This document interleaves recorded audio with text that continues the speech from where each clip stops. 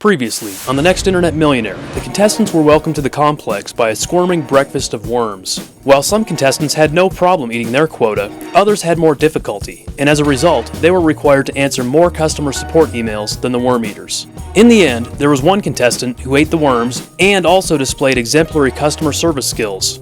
You are now immune for the rest of the day. Congratulations. With no time to digest the morning's events, the contestants were rushed into the classroom for an inspiring session with Marlon Sanders. Welcome to Ninja Training.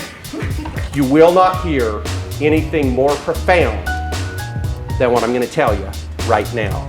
And it is this. As they put their product development skills to the test, the KISS team overlooked a key piece of research data, which allowed the Bullseye Group to easily dominate the presentations. I mean, this kind of takes the whole flanking approach. It's decimated. In the judgment room, Big Jason was sent packing, while the Bullseye Group celebrated their victory in style. As the competition becomes more intense, which team will drop the ball, and who will be sent home next? Stay tuned to find out in this episode of The Next Internet Millionaire.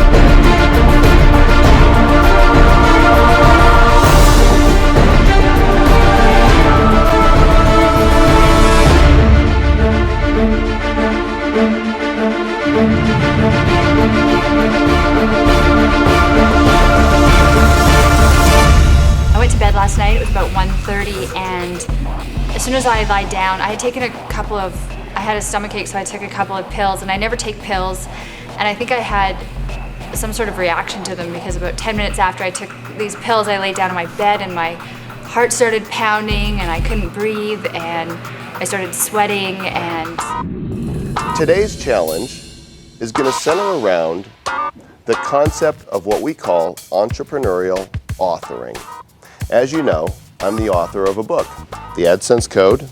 This is our New York Times bestseller. To help me with today's task, I've got my publisher with me, the founder and CEO of Morgan James Publishing. Please welcome my good friend, David Hancock. Thank you. We look at books as a tool, as a leveraging opportunity, as a credibility booster, and as a lead generation. And then the book sales, they're second. The way we look at it is if we can help an author grow their business, grow their passion, reach their goals because of the book, that's when the dynamics kind of kick in. And I think that's what we helped Joel do. What's really interesting is I sold thousands of copies of my ebook at $97 a pop. But when I came out with a traditionally published book, which sold online at a discount for $15.72, my credibility shot up through the roof. You've always heard that you can't judge a book by a cover. But as marketers, the reality is we all do.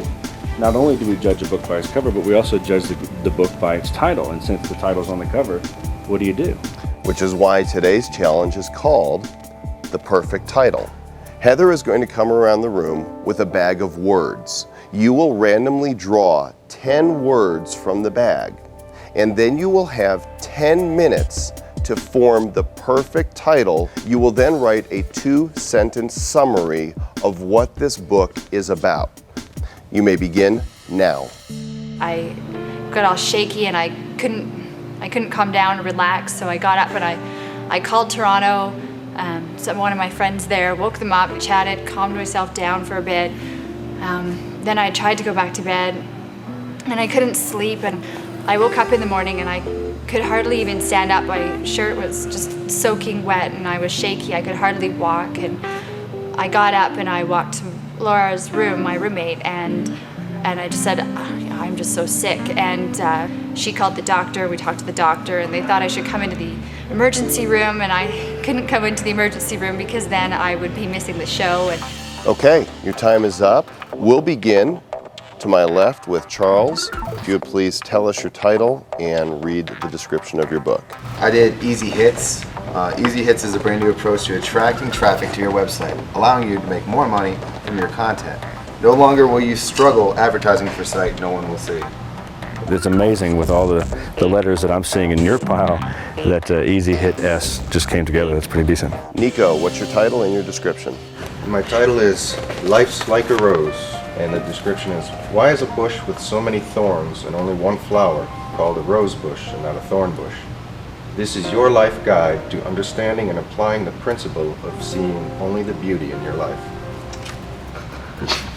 Wow, you guys are not going to make this easy. The title of my book is Bare His Skin. It is the heartfelt story of how a 10-year-old boy overcame his 2-year battle with a debilitating flesh-eating disease. During the hacker safe, I thought I did a good job. I was freezing cold and really shaky, and actually I really wasn't sure how I was going to finish out the rest of the day. And my title is Why You Leave the Boy. Stop sabotaging your relationships, unlock the secrets to confronting your fears, and find the love of your life in 7 easy steps. Essential Eternity Vision. Where your heart is, so is your treasure.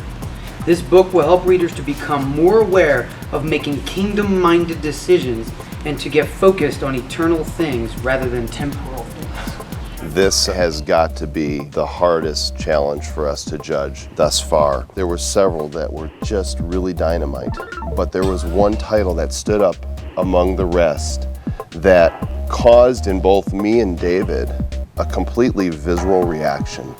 And because of that, the winner of today's HackerSafe Immunity Challenge with the title Life's Like a Rose is Nico. Congratulations. Come on up. Why is a bush with so many thorns and only one flower called a rose bush and not a thorn bush? This is your life guide to understanding and applying the principle of seeing only the beauty in your life. Beautifully done. I was fortunate. I got some words that, just hit me, and I put something together, and I was fortunate enough to win. But it was bittersweet. Seeing that's my title and everything, and that is about life. I couldn't, in all good conscience, wear this today with one of my team being so hurt and sick. So I want to give this to Jamie for today. Wow. That's very nice. I can't watch you suffer all day. I want Jamie to have this. Nico, you're choosing to give your immunity shirt to Jamie. Jamie, do you accept? Nico, if you give up the shirt, you will not be immune today and you can be eliminated. Jamie, if you accept the shirt, you will be immune for the entire day regardless of what else happens.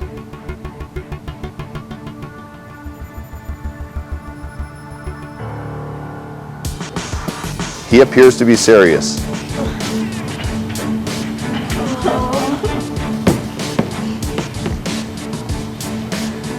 Nico, congratulations on a great title. I think this is a book that most certainly you should write. Jamie, congratulations. You are now immune for the rest of the day.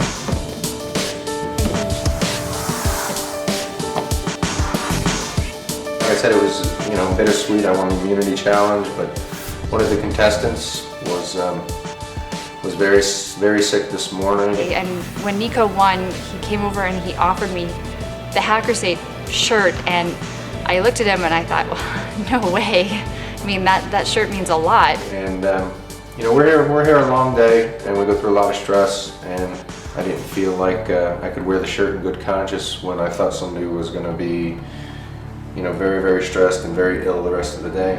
I'm so grateful that he gave that to me, because then the little bit of lack of pressure allowed me to sort of come back and feel better. And I said to him afterwards, you better not get eliminated or I won't be able to forgive myself the rest of my life. So I did what I had to do. If I saw somebody drowning in the river, I'd jump in and save them. I wouldn't really think about me too much at the time, so that's what I did, and I'd do it again. After the HackerSafe immunity had been awarded, some of the contestants had another item of business to take care of. Dude. Oh, you said yesterday if we won? What he said? You're gonna hold me to that? Oh, this wait. It's got glitter in it. Yeah. Well, I said I was gonna do it, so I'll do it. All right, let's do it. Let's get it done.